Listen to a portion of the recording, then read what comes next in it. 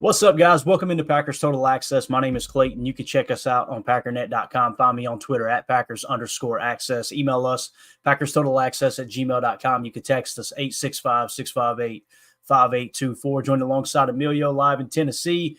Jacob is somewhere. We don't know where, but Jacob is somewhere. All right. So cannot confirm. I have not gotten a phone call, so I think he's still a free man. We'll see. But I'm sure he's fine. Jacob's got a lot going on, too. I know Tim has got a bunch of projects he's working on. This is the best time to knock those out, too, obviously. We got 10 days until rookies report. 10 days, Emilio. That is, dude, the fact that you just said that blows my absolute mind. I knew it was close, but. Yeah. And it's funny, too, because some people hear it and they think, man, it's just, this offseason's taking forever. When you're not focusing on like the important stuff, it does. I learned that a long time ago. If you're just sitting back going, hey, let me go watch highlights again. Let me, let me argue with this person on Twitter about who's the third best quarterback in franchise history before 1950 and whatever other conversation you have. But it's when you kind of dive in and try, this is the time to study the tape. This is the time to go back and watch some of the film, and not from just a highlight perspective, but just go like, you know what, that game where the defense seemed to play a little bit better, why don't I key on just the box cam and see what was different, those type of things. And there's a ton of different articles that are out there that can kind of help you and aid you in that process. And today we're going to hit on an article that's actually about Robert Saleh's defense. Nice. And the reason we're doing that, guys, is because to me, that's the best guess as to what Jeff Hafley is going to do with his defense. And I know y'all who watch the show consistently have heard me say that over and over and over, but it really is, it's the closest thing we have, because Jeff Hafley, he talked about in a sit-down interview before he left Boston College how you've got to treat college totally different than the pros. And we're going to get into that here in just a second. But before we do, let's give a shout out real quick to our sponsors today. And that's the good folks over at Ticket King, the official ticket provider of Packer Fan Total Access Live, Wisconsin-based since 1992, specializing in Packers tickets. They are Wisconsin's largest ticket source with offices next to Lambeau Field and in Milwaukee. Just click on the link in the video description that'll send you to theticketking.com, where you can register for free as a customer. Go ahead and start shopping for your Packers tickets. Again, make sure you check them out. Drop into one of the offices, one of the two locations there. Go see them and see if they can save you some time and money on your Packers tickets. Again, that's Ticket King. Check them out at theticketking.com, the official ticket provider of Packer Fan Total Access. We appreciate them always supporting the show. So when we talk about, like what Robert Saleh ran and how Jeff Hafley may approach something similar. In that sit-down interview, one of the more detailed interviews I heard, Emilio, he talked about how you got to coach the college game much different than the pros, because in the college game, you have to treat the quarterback like another running back. Now, some people would say, well, there's plenty of those type of quarterbacks in the league. Very true. The difference is the 305-pound defensive lineman can run just as fast as most quarterbacks in the league, right? In college, it's much different. It's like that speed threshold, if you will, is much broader in college as it is the pros, because you're talking about world-class athletes at the NFL level. So he would refer to his NFL friends, right? He would say, my NFL friends. And who was he talking about? Who could he have possibly been talking about? Well, you got to go back to his time in the NFL, right? The last time he was in the NFL, he was with the San Francisco 49ers and Robert Saleh. Right. So now, does that mean he's going to do exactly what Robert Saleh does? Not necessarily, but I think that's going to be the foundational approach to how he runs his defense. And of course, Matt LaFleur, Robert Saleh are best friends. They were, best to the best of my knowledge, they were each other's best man in their wedding. They stay in great communication. They're very, very close. So I can only imagine the conversations that Matt LaFleur has had with Robert Saleh in the off seasons, and them talking not just defense but also offense as well. He's got to be thinking Robert Saleh's defense is humming. The Jets have a legitimate top 10 defense, most of the time a top 5 defense. Some would argue it's a top 3. Yeah. They're in that ballpark. So I imagine what's going to happen is Matt LaFleur, when he handpicked Jeff Hafley to run his defense and he plucked him out of Boston College, he probably sat down and said, hey, look, we want to get back to some of what Saleh does. Now, what you're going to find in this article we're going to read is we were trying to do much of that over the last few years. Now, I've been very vocal about how we got away from 2 high cover 4 defenses, and we played, I think, the 5th most middle field close, which is single high defense in the entire league. Now, unfortunately, all that data is gone, so I can't revert back to the website that had it. They had reset the website. Hopefully, they'll put it back up on the 33rd team, but they're kind of revamping their website as they get ready for the new season. But, Emilio, everything I just said, anything come to mind right off the bat before we get into this article? Anything you want to hit on, touch on, question, or maybe even a disagreement with anything I said there, man? Yeah, no, I think you're spot on with all that there, just because wasn't no the athletic. I was thinking the athletic podcast, what the Piss Bros or whatever they were called. Was Robert Saleh in that? I believe he was. Yeah, what wasn't he? I thought it was the. It might have been the Piss Bros, but yeah, it was something like they were. It's the same type of way. If you go back and listen to Cleveland '95, if you watch Cleveland '95, the football and with Saban and Belichick, Saban, Belichick, Jim Schwartz, who is just a dominant defensive coordinator with Cleveland right now. Several other guys, they refer to themselves as Happy Slappies. They were the Slappies. Hey, go print this off. Go to the Piss Boys is what they were called. The Piss Boys there, because that's what triggered my what if this is that next generation and we're just kind of actually seeing it now? We're just kind of realizing it live time. Because when I went back and watched that Saban Belichick on Max, seeing them in the Browns uniform going through coaching, like it's like, whoa, they started somewhere and they grew, they got better as coaches, men, players, all that. So it's kind of cool to see that. And if that's the case, how when Belichick and Saban sat down and we're just talking football, like catching up is talking new football. What are you doing with your star? I can't believe you dropped, right. Your DN into coverage. I mean, whatever. So I think that's that new setting, and with Hafley being there, it's like, hey, who else is in our tree that you trust, that I would trust moving forward with our defense? I'm sure he could have picked his brain just a little bit about that and say, hey, man, Hafley's a guy. He's got the head coach experience. We knew that was big. It's huge, man. So I think that's I think that's massive, and getting away from the college game when it's going the way it is. Let Hafley coach football because he loves to coach football. We're not trying to run. We're not right now running a business. We just want to bring that Lombardi back. Yeah, and there's several different documentaries you can watch to kind of tie this together, what we're talking about. And I know this defense has nothing to do with Belichick's defense, okay? But what we're talking about is the evolution of the game and how these guys kind of come up the ranks together. If you start with A Football Life, Cleveland '95, okay, that's what it's called, Cleveland '95. You can find it on YouTube. Watch it, and then hop over and watch, I would say watch the Nick Saban of Football Life, then watch the documentary that Emilio's talking about that was done by HBO, which is Saban and Belichick together, right? You can even watch one that's called Two Bills. What's it called? Yeah, I think it's called Two Bills, and it's a 30 for 30. That's Bill Parcells and Bill Belichick. So it kind of shows Bill Belichick getting his start coming up underneath of Bill Parcells.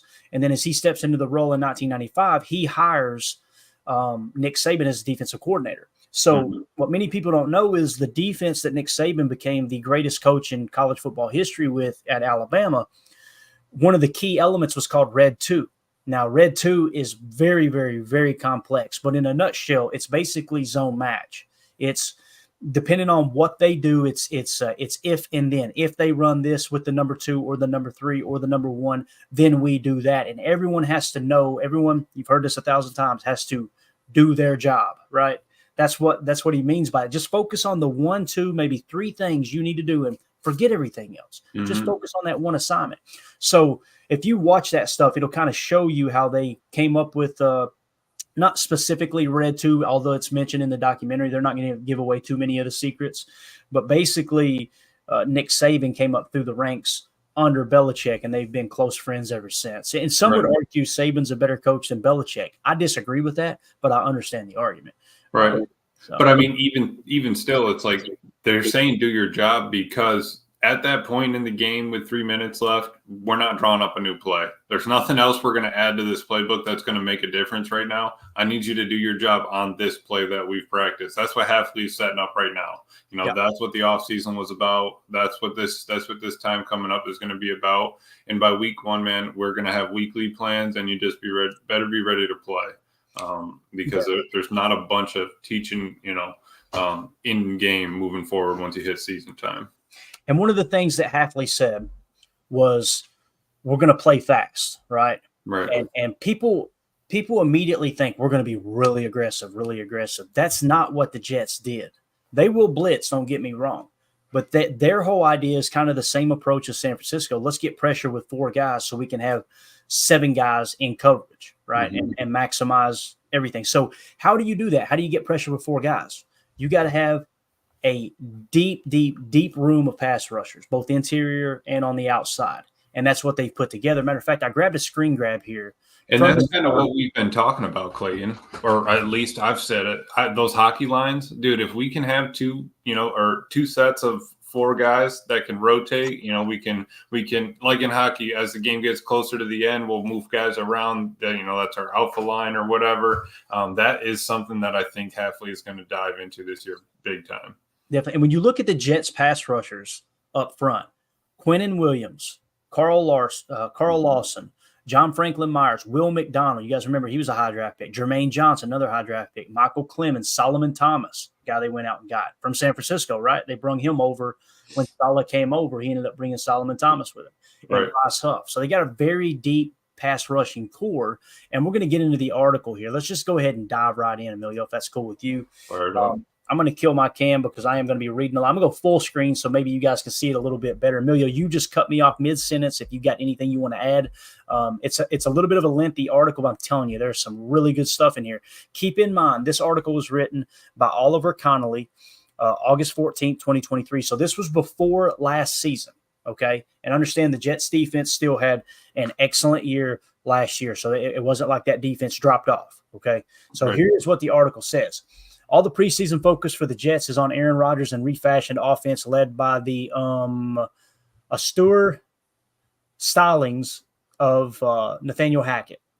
That's the way these things go. Rodgers was the biggest acquisition of the offseason, a beleaguered, famous franchise, a game-changing trade, a veteran star quarterback who's supposed to help put a young, talented roster over the hump.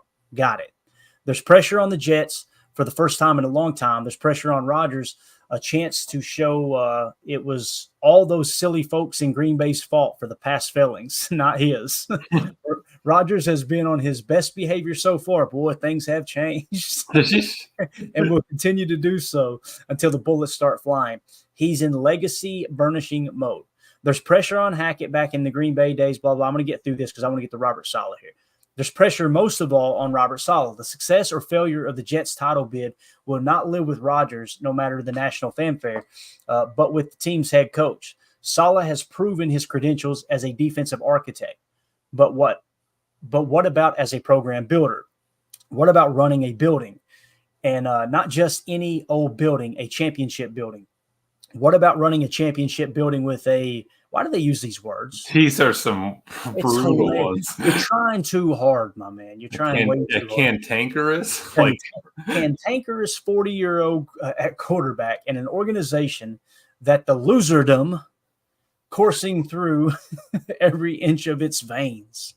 So far, so good. Saleh's rah-rah style has buy-in from all the key players. He's been ruthless, too. He asked his buddy Mike LaFleur, Matt's brother, to help clear the way for Hackett and Rodgers to rekindle their partnership.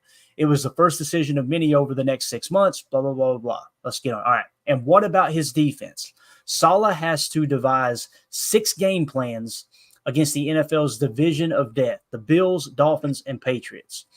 And what do they mean by 6 game plans? You're going to play each of those 3 teams twice. So you got to come up with 6 different game plans, okay? He'll face Justin Herbert and Kellen Moore, Patrick Mahomes, blah, blah, blah. Let's go on. That's for the last season schedule. Let's see. There aren't many. Okay, here we go. Here we're getting into the scheme. There aren't many bells and whistles to Saleh's scheme. His excellence as a coach is less about wonky play designs and more about his week-to-week game planning. He sticks to what his side does best. While exposing holes in the opposing offense's makeup, he finds weaknesses and attacks them. And attacks them, and attacks them some more. Once he's hit on what works, he doesn't overthink things. He doubles down. There's no let up. He's not showing off his schematic acumen down in and down out. He's running what works to the point of exhaustion. That's smart coaching. So just keeping things extremely simple is what Right. solid does, right? It seems that's like week 1 of high school right there. We know 5 plays, and we're just going to hammer them as much as we possibly can. Yep. Now, keep in mind, go back to last year, and again, I know there are some that are going, Clayton, just give it up. Joe Barry's gone. I'm glad Joe Barry's gone. I think Jeff Hafley has a better chance of turning this defense around. But I just want to go back to last year on occasion and okay, what went wrong? What happened? Why did it happen? You remember Matt LaFleur saying it. You heard Mike Wall say it when he came on the pod. He said, this is entry-level stuff. This is entry-level stuff, and our guys aren't executing. Now, were they not playing inspired? I don't know. Are they I hate to say it this way, but are they not intelligent enough to pick it up? And it's just all a bunch of world-class athletes that we talked about. Not all, but most. It could be some of that. Who knows, right? Because the reality is, if you take a world-class athlete as a draft pick, what's the downside? If that won you championships, well, heck, let's just do that. Just draft by RAS. The problem is there's a mental aspect to the game as well. It says Salo wants to play with 4 down linemen, rarely blitz, and to sink back into only a handful of coverages. Now, think about all the articles we've read, Emilio, where people have said, man, they're going to bring a complexity of blitzes and fronts up front. You remember us talking about that when they hired Jeff? And I was reading these articles going, what in the hell are these people looking at? Like, what makes them think that he's just going to get all complex and show, an 8-man blitz and then end up dropping everyone in the – it's like, that's not what he's shown. It isn't. He said he's betting on players, not plays. How many times have you heard us say that? Right. And again, I didn't coin that phrase. That's a Bill Belichick-ism. It's, players win them, coaches lose them. Another thing, Pat Kerwin from Take Your Eye Off the Ball, the author of that book, former GM, front office executive. What did he always say? When the game's on the line, think player, not play. Right. At the end of the day, players win games. Some coaches get in their head, well, it doesn't matter what roster I've got. I can scheme us to victory, and that's just not the case. Exactly. So he's betting on players, not plays. He relies on a core group of concepts dressed up in a couple of different ways and trusts players to react intuitively in coverage. Having Sauce Gardner on the back end is a cheat code for such a system. But, well, he does have Sauce Gardner. It's hard to overstate the value of Gardner. It's harder still – to exaggerate the value of Gardner within Saleh's specific system. The Jets are dropping 7 into coverage over and over again. Now, once again, pause. How many times we hear people say, we're finally going to get after the quarterback and blitz and throw exotic blitzes and all these things. You remember them talking about that, Emilio? Yeah, and that's all they were saying. It's they couldn't pinpoint what they were going to do. They just thought that we were going to be this NASCAR set. Everyone's, I'm fine throwing in one of those, a stand-up set or whatever. But no, if you can get pressure with 4, what do Bill and Saban always say? If you can get pressure with 4, coverage is easy, right? We have 2/3 of the team back there in coverage. And if you can get pressure with 4 dudes up front and still hold your lanes, that's ideal. Because I'm looking here at their numbers on PFF. Their defense was 90 overall, right, in total. Their run defense, which we've had problems with forever, everybody, dislikes our run defense. We're bad at it. Their run defense was a 66-8. I mean, that's not anything to write home to. It's not terrible, but we'll take that. Tackling at a 60.6. Their pass rush, 81.8. That's huge, right? I know we're about to go dive into them right here, the players that make that up. And then leading into that, their coverage was a 94.4. Okay. So how do you get yourself a 94.4, the best coverage in the league? How do you do that? 7 people in the back helps, I would say. I mean, even if it is only cover 3, cover 2, cover 1 robber, whatever. The game's been around for 100 years. Yes, it's evolved, but we're not building brand new plays and things off of it now. We're just kind of revamping it to make it work for the year and the team. Definitely. Ron Samuel in the chat said Hafley flat out said he will simplify so they can play fast, not make the defense more complex. That's exactly what I heard, Ron. And there were article after article written how they were going to just be more aggressive and blitz more. And there's going to be more press man coverage. And I'm going, where are y'all getting this from? Unless Halfley just pulled the wool over our eyes and y'all got an exclusive interview with him. And he said, hey, guys, hey, listen, here's what I'm actually going to do. And we know that didn't happen. But M. Smitty said the goal should be to get home with the front four and not have to blitz as often. That's exactly what this article is talking about. That's exactly what they do. If you go back and listen to the Play Callers podcast, they talked about why they went to the Fangio scheme. Because when you play with a too high shell, it reduces the amount of explosives through the passing game.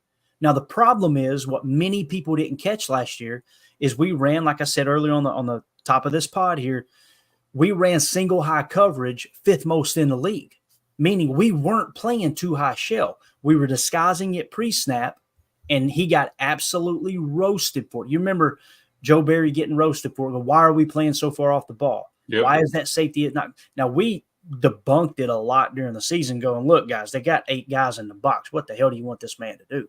And we're missing tackles. We're missing tackles in the backfield. Just want to point that out. And let me hit this real quick because I really appreciate this comment. Richard King says, good morning, fellas. Appreciate the daily shows. Lots of different topics and different ways to look at things. Being a Packer fan for over 50 years, appreciate what we have now.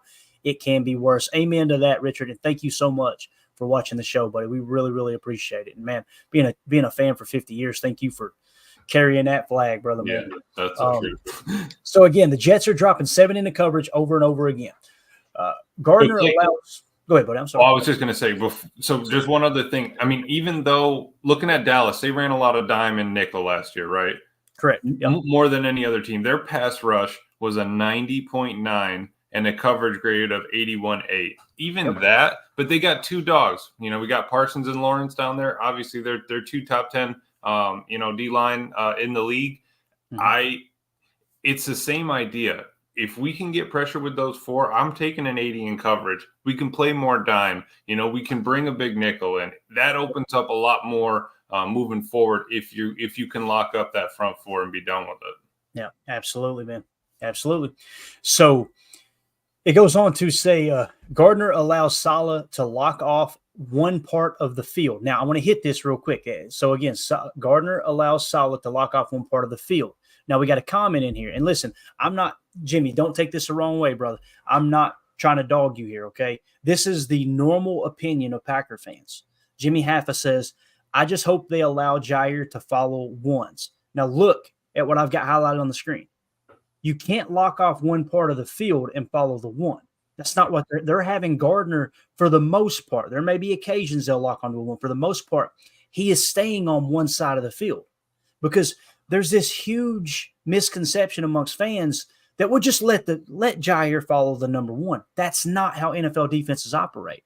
If you call a straight man coverage play, yes, you can do that. The problem is every single defense in the league, every single defense plays more zone than man. Not just the Packers, not just Saleh, not just every defense plays more zone than man. Now, some will play more man coverage than others. And when you play man coverage, you can say, okay, when it's a man coverage call, follow your guy. Now, think of all the moving parts that come into play now. If you're strictly a man coverage team, that would work great. But when you're trying to mix and match different coverages in, which every defense does, even Bill Belichick, who is the inventor of the bullseye defense, which is essentially put your number 1 corner on their number 2 receiver and then take your number 2 corner along with a safety bracket or an extra DB and double the number 2 or double the number 1. So you're double covering the number 1 with your 2 and 3, and you're putting your best corner on their number 2. That's what they call bullseye, right? He's the closest thing we have to what we're talking about here with having Jair follow the ones. When you do that, you have to be in man coverage. Now, let's say you have him doing that, right? And you're playing zone, let's say it's 55% of the time. I think it's a little bit higher than that. Let's say you're playing zone 55% of the time. And now you switch up to man. Guess what has to happen? When they use cheat motion, and they use pre-snap, sugar with their alignment, and Jair's following that guy around. Every time he moves on the field, another defender has to adjust and change who he's covering. Mm-hmm. It's constant. And here's the thing, too. There may be something baked into the game plan that, look, if Jair is playing lockdown on that number one receiver and that guy that is the number one receiver is in the boundary X, are you going to cheat the safety to that side? Or are you going to play the true element of that defensive call? There's a lot of different things that come into play there. It's not just as simple as, listen, I play Madden. You know what I do, Emilio? Oh. I put best overall on best overall. They got an adjustment for that, right? Yep. And what happens? Jair follows the best wide receiver all around the field. That is Madden. That is not real life. That's no problem, right? Because his energy, his stamina is 99, right? We don't have to worry about him running out of gas, running back and forth. We saw it on a couple of games ago. There was a motion came across. I think it was either an orbit or a jet motion across. Ja just threw his hand up like, "Hey, take him." Then and that's not how it works. Yep, one more communication mistake, one more man open, and it was on that reverse, and then Ja had to run him all the way down, 30 yards down the field after and then he shoved him into the end zone. Right.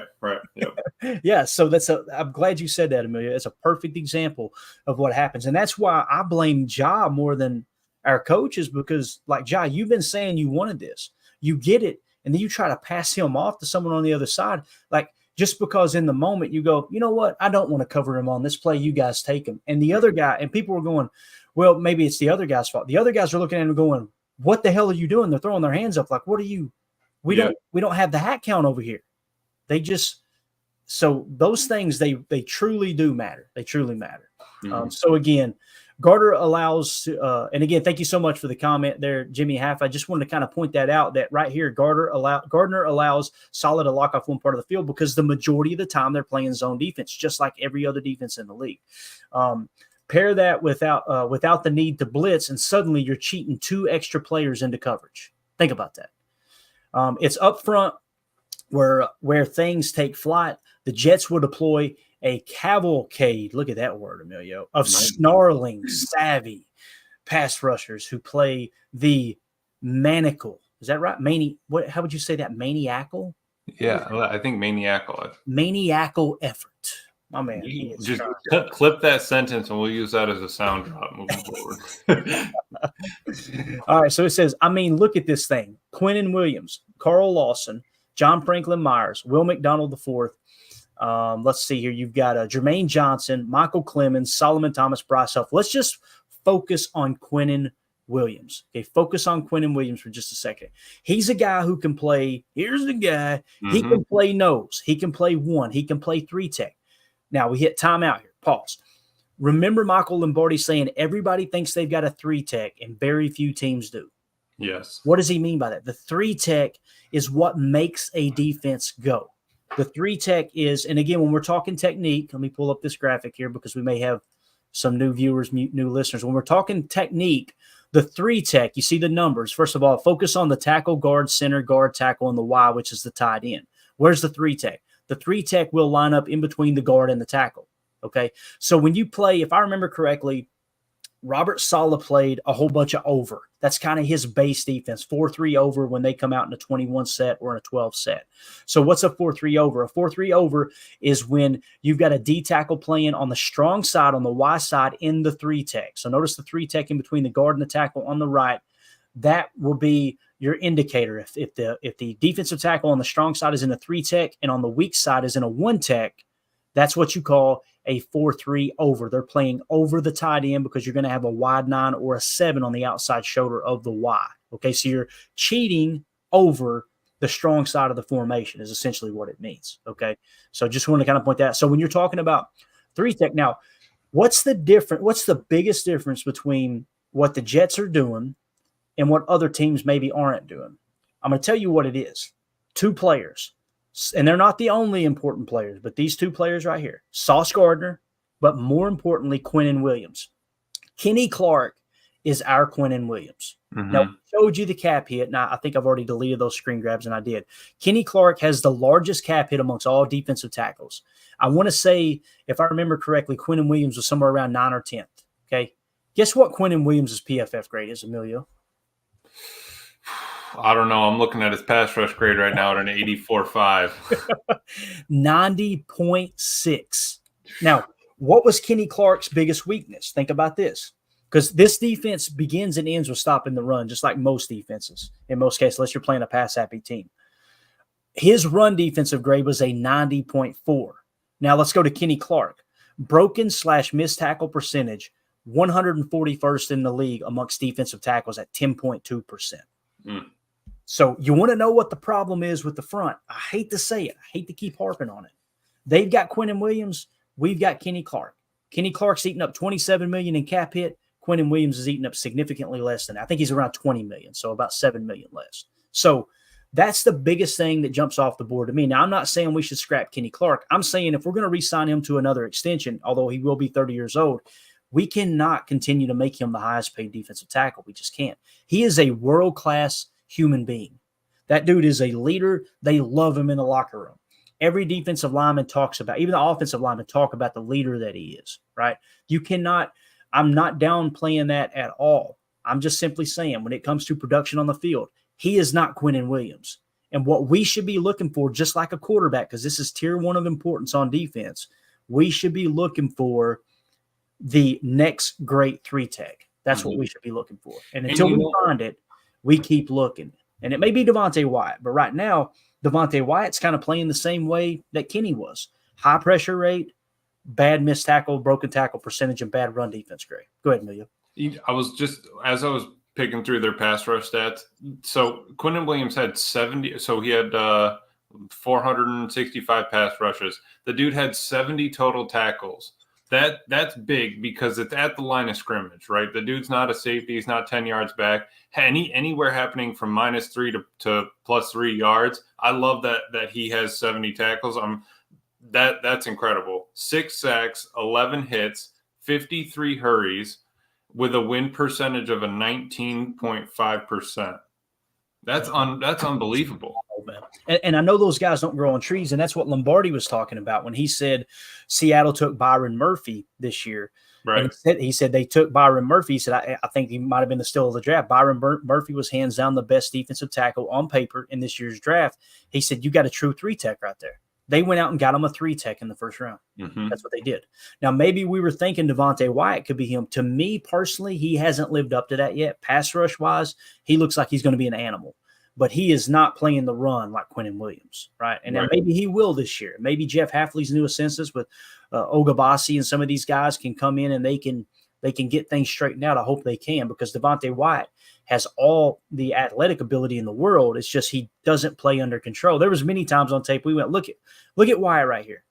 And he just like a Tasmanian devil fires out of the hole, goes into the other guy's gap, and knocks our defensive lineman down. It's like, what are you doing, bro? Right. And for them to be able to lean on each other, right? Quinnen Williams is able to do that because Bryce Huff above him had, just 330 snaps with another 67 tackles, 10 sacks, 12 hits, 45 hurries, and a win percentage of 22.9%. Our problem previously was, hey, our edges are coming up, setting, we're setting the edge. We're not letting anything around us. We're not, maybe rushing as strong. We're kind of just bending the shoulder.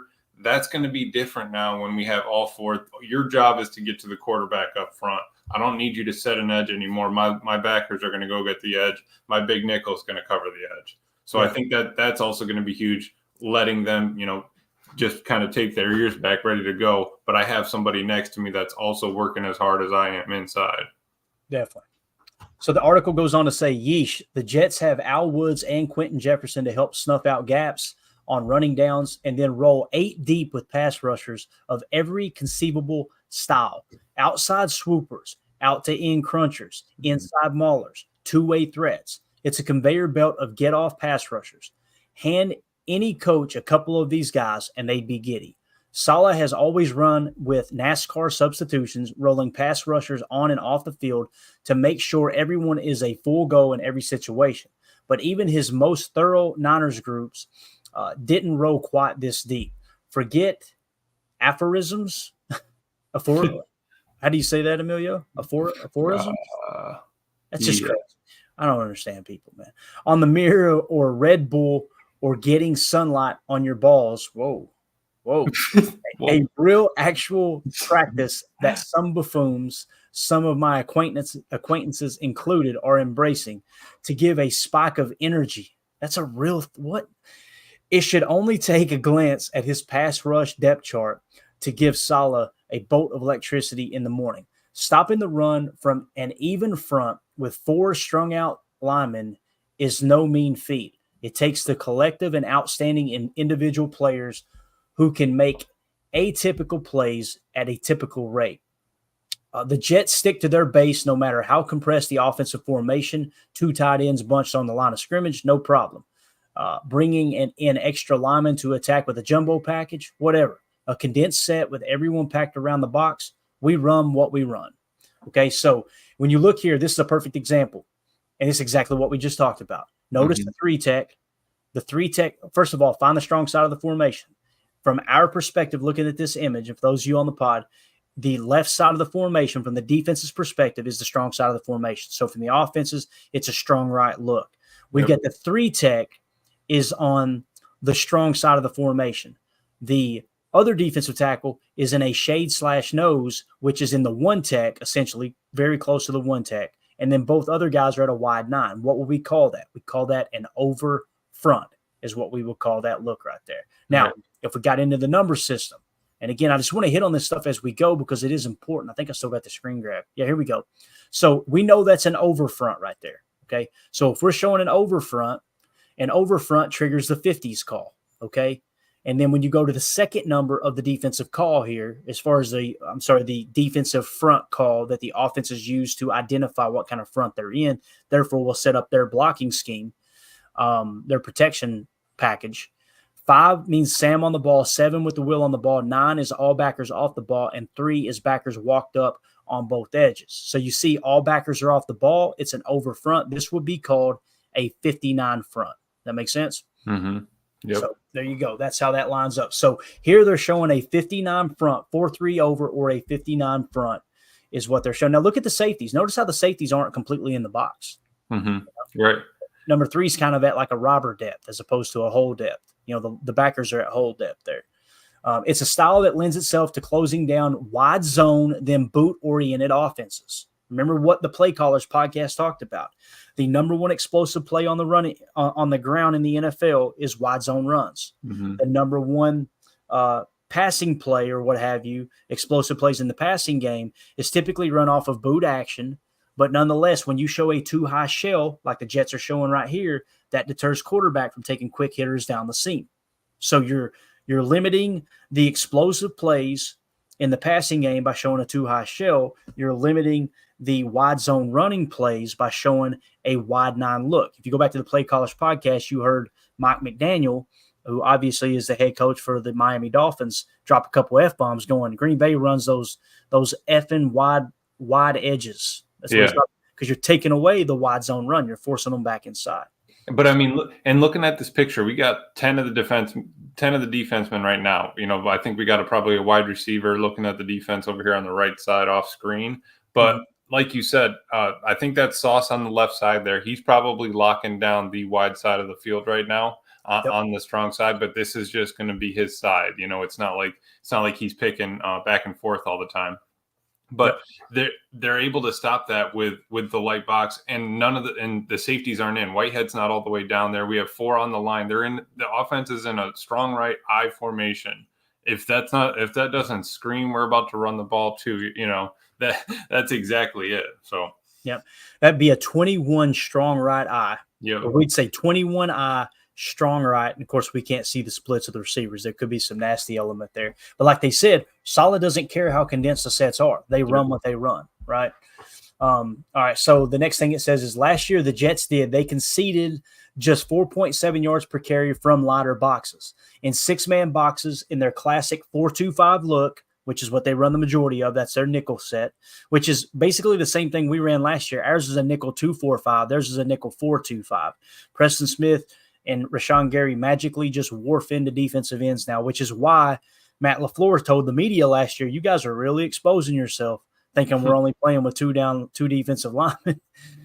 They ranked comfortably above a bunch of groups playing out of a 5-1 looks or 5-2 looks who had an extra hat in the run fit early. So I'm going to read that one more time. In 6-man boxes, in their classic 4-2-5 look, they ranked comfortably above a bunch of groups playing out of a 5-1 or 5-2 look. Remember our 34 jam? Our 4 jam is basically 5 defensive linemen. So they're talking about us. We allocated more resources to stopping the run up front and got a lesser quality of a defense against the run than Solid did with only a 4-man front. Now, how many times have you heard drunken podcasters screaming on live streams, this light-ass box? It's like, but you go watch the Jets, they wouldn't be screaming that. They'd be going, okay, so what's the difference? It's the players. It's the Quinnen Williams grading out as a 90 PFF, right? As opposed to our Kenny Clark at 70. That's the difference.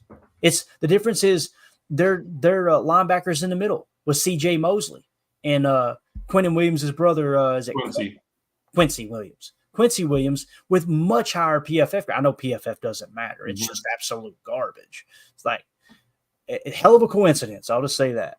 It goes on to say being able to keep your head above water versus a run in those even looks has an obvious knock-on effect. You're able to keep an extra guy back in coverage and get to all the funky, too deep, then rotate coverages. Looks that help slow play action shots. Exactly what we talked about, limiting the explosive plays in the passing game by showing that too high shell look. Now, again, the drunken podcasters will scream and rant that we need an extra guy in the box, get out of this shell look. Being able to, which we did last year, and how did that work? 5th most in the league. We did that. How did that work? Being able to keep your head above water versus the run. Okay, we just hit on that. That's the secret sauce. Pun kind of intended. Great joke. That all defenses are looking for in the Fangio era. How are you able to keep 2 safeties deep at the snap so they can then rotate, put different contours in the defensive shell, and throw off the most potent, efficient way of moving the ball down the field in chunks, which is play action? All right. Now, pause, timeout. Go back to the Pittsburgh game. Remember everybody throwing a fit because we were playing shell coverage and they were running the ball down our throat? And what did Matt LaFleur snap back at the media with?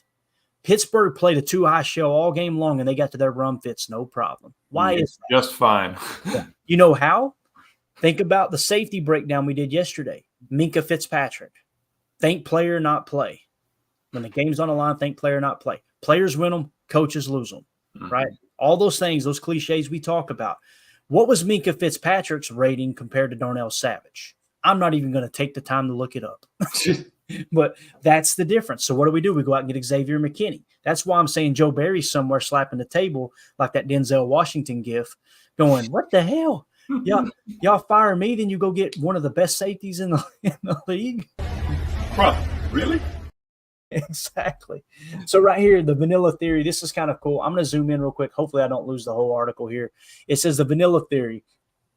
A defensive theory based on utilizing post-snap rotation from split safety structures in order to consistently give the offense a similar pre-snap presentation. In theory, the, quote, sameness of the presentation makes the offense and the quarterback do the majority of their identification and confirmation during the snap. Now, you guys have heard me say the four most important aspects of a quarterback at the NFL level. It's not throwing power. I don't even have it on the list. It's accuracy. It's pre-snap adjustment or pre-snap reads, post-snap reads, and then quick release, right? That post-snap read is what we're talking about. When you come out in a pre-snap read, if you're always showing a too high shell, guess what? The quarterback has not gathered a single bit of information. They're going to come out and go, same look. All right, nothing to look at pre-snap. You can look at the front, obviously. Are they in an over? Are they in an under? Are they showing kind of an odd set? Are they going overload on one side, which Robert Saleh does from time to time? Hopefully we'll have time to get into it. But they come out and they go, okay, there's no pre-snap information that you can gather there. Now, think of the Dallas playoff game between the Packers and the Cowboys. Remember the skinny post touchdown over Stephon Gilmore to Dontavian Wicks. What happened on that play? He did a hard count, got them to tip their hand because they weren't showing too high shell coverage. So when you don't show too high shell coverage, you're leaking information to the offense. Therefore, Jordan came up. He's seen the safety stacked on the left side. He got them to tip their hand with the blitz. Check. Why stay safe? Give me an extra blocker. Now we're covered on our 6-man protection with their 6-man blitz. And he audibled, I'm sure, and told Dontavian Wicks, hey, give me a skinny here. There's no way. Just give him a little shake at the bottom of the stem, and we will burn a former defensive player of the year in Stephon Gilmore. Why? Because we know pre-snap there's no safety help over the top. Right. That's the positive effect of playing a too high shell. Barry wanted to do that. Barry did that 2 years ago, and our defense got better. And that's when Devondre Campbell had his best year at the mock position, right? Last year, what happened? It all falls apart. What did we do? We played single high, fifth most in the league. Go ahead, Emilio. What were you going to say, Bob? No, that's it. And then I was just looking at this. This is a great image right here. Just kind of seeing what this is, just the zones for the safeties, right? And this is when we're talking about there's so many different zones. You pulled up the plays and everything. I mean, you go from Tampa 2 to Cloud to Sky. There's Robert Hull. We've talked about all these things, but being able to break it down and see it all in one picture. I mean, you see how it is a vanilla theory, but it's also still decently kind of complex. You know, we gotta be paying attention. That's why I love that we got X back there, who's intelligent, ready to roll. You know, can carry out the plays, can make calls, all of that, and can kind of read the quarterback as well. That's what a safety is basically, the reader of the defense, kind of like a quarterback is. He's going to walk up, look and see what are we in position wise, what could this be on the tape. Are they, 3rd and 6? Do they like to run? Do they like to do a play action? All that stuff kind of comes into play. Definitely. And what it says down here in the bottom left, let me zoom back in down here. Okay. It says offenses use the safeties to identify coverages, convert routes, and pick a primary read in PSL concepts. Post-snap rotation complicates those processes. So when you show the same too high look, it complicates their ability to read that. Go back and listen to Greg Cosell and Doug Ferrara interview Bo Nix. And you guys heard me say Bo Nix was kind of my darling of the draft. Lo and behold, Sean Payton values him as an early first-round pick at the quarterback position, and probably going to be his new – I'm not going to say he's going to be a Hall of Famer like Drew Brees. He may end up being a complete bust. But Sean Payton on the surface says this is going to be my Drew Brees of my new offense in Denver. What did Bo Nix say? He said, we read the boundary safety to the Sam backer. In this case, with the Sam backer will be the W on this graphic here. So if you look at the boundary safety, let's assume they're on the left hash here. If you read the boundary safety and you gather information from him pre-snap, and then you work your way to the Sam, you can get a lot of the answers to the test, right, to the equation. The problem is if those safeties are always showing a too high shell, which they don't do in college as much outside of the Alabama defense, what you're doing is you're not able to gather information. So that's why Bo Nix, when they would come out, they would read it. They would read boundary safety to Sam backer, and that would tell them a majority of what this defense is going to do. When they're constantly in the too high shell, you're not tipping that information. But I'm with you, man. I do like how it shows the depth difference of Robert and Hull, which we just kind of talked about a second ago. We show what the buzz is, right, with what the cover 3 buzz, which is what Saleh runs a lot. We show what Sky means here. We show what Cloud means. Sky is the safety is going to work to the curl flat. Cloud is they're going to work to the hook, right? Hook flat, really. If and you're prioritizing the hook over the flat. So Cloud a little bit further deep. Like you said with Tampa, the safety's going to get a lot wider because you got the Mike dropping down the middle seam, which completes the Tampa 2 look. Right. It's a really cool image. It is, man. It said, make the quarterbacks and receivers do their work during the snap, exclamation point. And think about that. I also kind of feel like that's why we've gotten away from so much under center. Because if you're under center, right, we do a reverse spin, go to do the play action. By the time you spin your head around, those safeties are nowhere near where they used to be. You know what I mean? At that point, there's 2.5 seconds elapsed. They are gone. So you need to make that decision instantly. And I think that's kind of why we've gotten away from those super long drawn out played actions, right? Or that's why we've gotten to a lot more bootlegs. Get them way outside. Give them a second to read it and identify. Definitely. Jay in the comments, and this is Jacob's fault. I blame Jacob. He's not even here. He says, personally, I'm running pounder 40-plus times a game. Just the tip, though. We're talking pounder. If you look up top here, I know you can't see my cursor. We're showing the safety dropping deep in a 4 or 8, all right, 4 or 8 pounder, and on the other side, 4 to 6 pounder. With the strong safety on the opposite side, 9 to 1 weak. Some people look at this and they go, well, why is the strong side of the formation? Why do they have the strong safety on the left? That's what we're talking about. Safeties have to be very, very interchangeable, very interchangeable. And with the F there, That F could be a flexed out tight end. We don't know. Or it could mean flyer. We don't have that information in this regard either. So, Right. All right. Going down, it says, and we're at the 49-minute mark. We got to roll. We're probably not going to get through the entire article, but I feel like we've hit on some really good stuff here. It says Salah's defense doesn't need to be dominant from such looks, though they were. They just have to keep their head above water in order to limit the effectiveness of play action. Again, you're playing bend but don't break. Look at this image here, and I screenshot it during the video, or I paused it during the video so you could see the safeties. Look at what they're running here. Once again, this is a strong right look. It's a strong right look, so we're playing a 4-3 over. And again, we're playing with all the backers off the ball. Now, you see the slot corner or safety, could be a big nickel, coming up and kind of playing aggressive in the slot. We did that all year long last year. The only difference was we were rotating that safety down much more often than we were pre-snap. So, especially in the second half of the season. So it says the Jets coughed up 6.3 yards per coverage snap versus play action, thanks in part to the excellence of their corners in man coverage, and thanks largely to their ability and comfortability defending the run with a 4-down front. So, again, this is probably what we're going to see is this 4-man front right here. And not loading the box like we were trying to do last year to stop the run. And I truly believe, Emilio, that the coaching staff listened to the fan base to a certain extent. Now, they're not on podcast listen, but they heard the grumblings. I guarantee you when they sat down with Murphy, it's like, we got to be more aggressive against the run. We're getting eat alive out here. Yeah. So they started overcompensating when they should have stuck with what they were good at doing, which was showing a too-high shell, sticking to that too-high shell more often. Exactly. And again, if you don't believe us, go back and watch the Chalk Talk segment. We'll show you over and over and over where we rotated the safety into the box because I got tired of saying the drunken podcasters wanted an 8-man box. They've got it right here. How did it work out? It didn't work out well at all. Slowing the run from 4 down front serves as the appetizer for the pass rush. Saleh is the grand marshal of the single high mugging parade, leveraging the deployment of a linebacker to make life easier for the Wolves up front to go hunt. Last season, the Jets averaged 2.2 sacks per game with a 4-man rush. That's wild. The second highest figure in the league.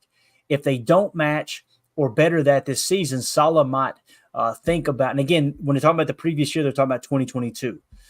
Saleh might think about walking away from this thing altogether. Last year's unit finished with a 34.1% pressure rate from a 4-man rush, well above the championship level threshold.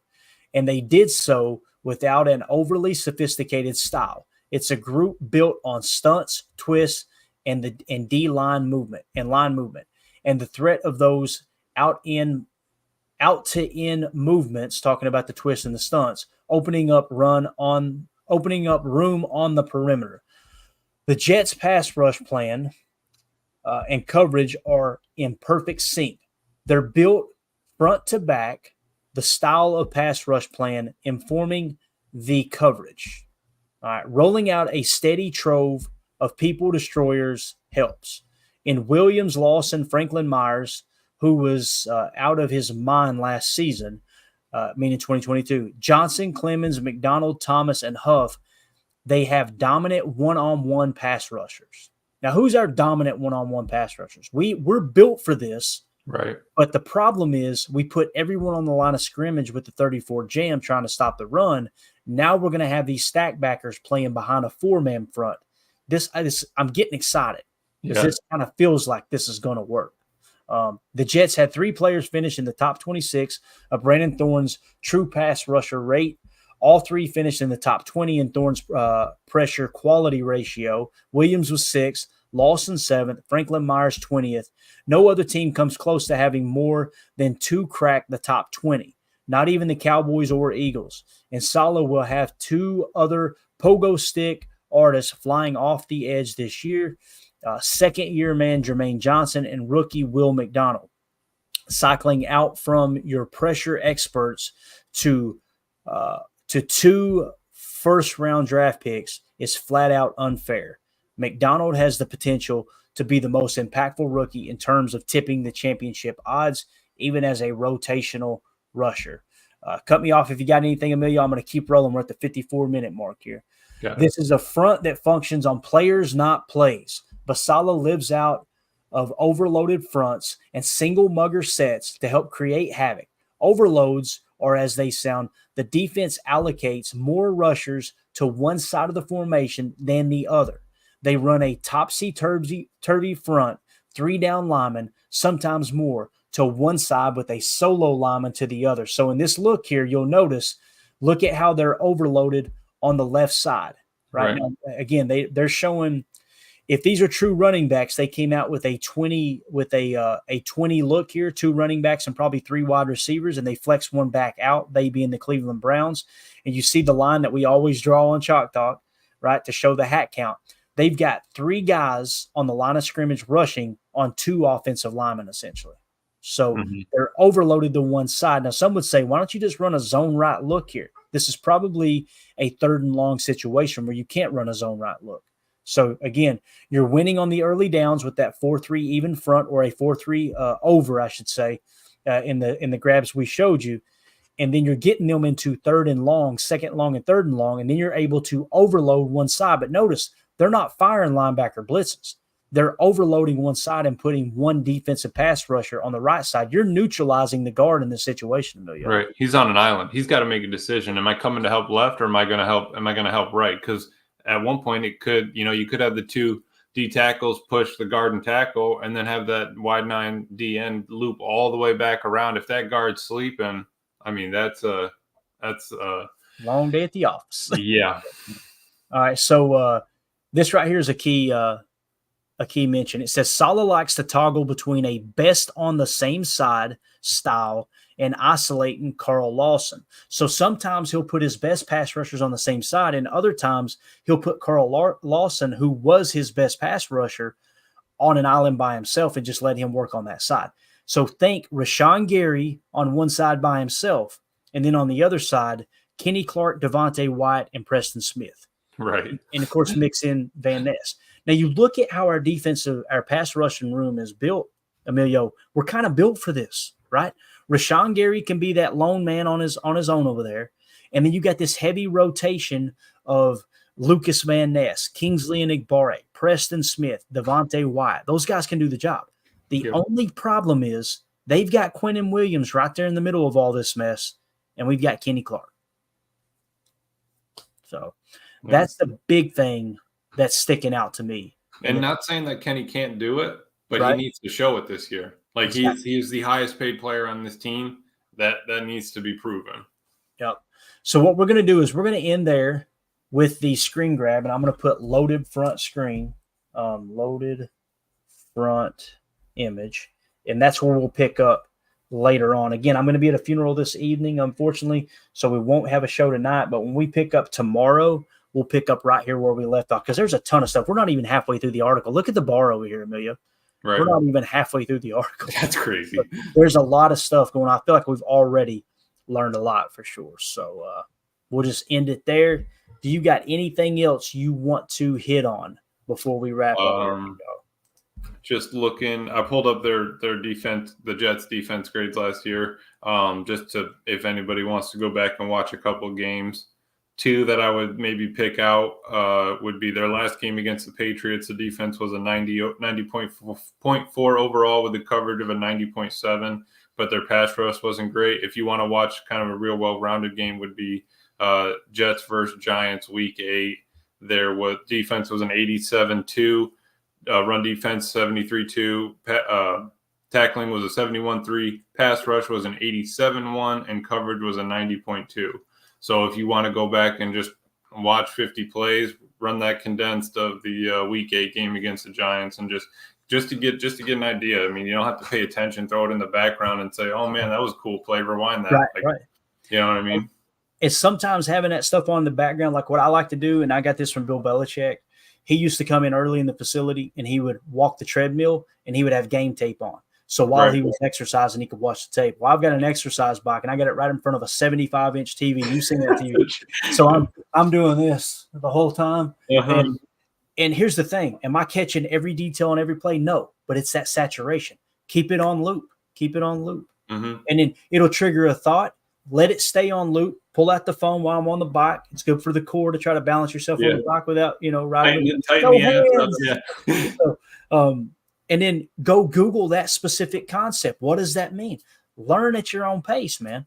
But again, just don't fall into that fan base that's just, run the ball. Oh, why'd we run the ball? Mm-hmm. You know what I mean? Or why ain't we playing with 8? If 8 in the box stopped the run, everyone would do it.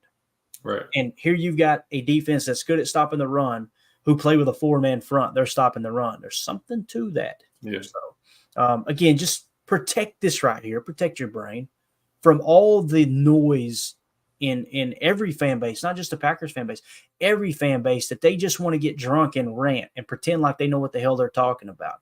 Study people who have been there. Don't study what I'm studying, or don't study what I talk about. Study what these people are talking about. Study what the former GMs and the former coaches and the former players are talking about. Protect your mind, man. I'm telling you. You're the sum total of the 5 people you spend the most time with. That doesn't just mean in the physical. It also means who are you listening to? What are you putting in your head on a daily basis as a fan? That's what's going to determine what you know at the end of the season. And just don't buy into the emotional roller coaster of everything. I don't know. That's just I am not an intelligent person. You can hear it in my voice. But what I have learned throughout the course of my life, whether it's business or it's being a football fan, other people have done this. Just tune out the noise and listen to those people that have done it, man. It's just huge. Again, I think of that every time I'm like, if I'm building something, I look, it's like, dude, it's someone built this before me. What am I doing here? Why can't I just figure this out? Let's get this. Exactly. Yeah. I can't remember who, my father-in-law, that's Mandy's father. God rest his soul, man. One of the most amazing men I've ever met. He's just one of my heroes. He said all the time, he said, Bub, damn. That country voice, he said, if another man can figure it out, you can too. Right. He said, yeah. Right? Dishwasher's not working. Let's crawl under that thing, see what's going on here. Why is the sink leaking? Let's go. It's already messed up. You can't screw it up any further. Right. Apart. It's already leaking. Right. Exactly. It's just, it's funny, man. It's huge, man. The other quote too that sticks with me all the time is, if I've seen further than anyone, it's because I've sat on the shoulders of giants. Mm-hmm. And all that means is someone else walked through that minefield. If you can take a second and have them go, oh, no. Don't step right there, bro. Step over here. I've been there. That sucks. Step right here. That's exactly what we're talking about. So just a couple quick comments. Jay says, in this single gap 4-man rush, I think we have a top 7 defensive line in the league. It's definitely possible, man. Definitely possible. And that's why before we start scrapping everybody roster-wise, let's see how they fit, right? Because we may have it built. And I love what Ron said. Seems like we've been drafting for this defensive system for 5 years. It kind of does, man. Kind of does. Thinking about that, when we go to do the roster breakdown, I think we got to keep two lines of rotation for D line, right? We got to keep that in mind. Yes. 8 people wise. It's another perfect example, Mia. How many times have we hear people say, why are they taking Rashawn Gary off the field? This is stupid. Why are they rotating? We're paying him all this money. He needs to be on the field. The best defenses in the league rotate more than us. Yeah, right. So, again, it's a copycat league, man. And the NFL stands for not for long if you're not willing to lower your ego and copycat what someone else is having success with. And Lincoln agrees, if you heard him. Thank you, Lincoln. I appreciate that. All right. We're out of here, guys. Appreciate y'all. Went a little bit over. I got so much prep to do for tonight. I really appreciate y'all's patience as we kind of get through this transition. But we'll be back to it'll probably – there's a chance I could do one tomorrow morning, but it'll be a little earlier than usual. We may try to do one tomorrow morning and then do one tomorrow evening because – I got family coming in too. I'm trying to spend as much time with my sisters as I can, but we'll definitely do at least one show tomorrow, maybe 2. But no show tonight unless the guys want to get together. You guys are more than welcome. Let me know. I'll set the stream up. We got to find Jacob. Like I said, hopefully he's still a free man. We'll see what happens there though. Watch me make all these jokes and we find out he actually is my Yeah. You actually have a missed call. Like, hey man, Jacob's one of those guys that he'll disappear from time to time, and when he does, he'll be back. He's like that pup, man, that dog, right? It's like he'll just wander off in the woods and go have some fun for a few days, and all of a sudden he pops back up on the front porch like, hey, Jacob's back. So anyway, we'll see you guys tomorrow. at the latest. And like I said, the guys might do a show tonight. We'll see. But for those of you listening on the pod, thank you for making us a part of your day. As always, let's go out and be the change we want to see in the world, and go Pack Go.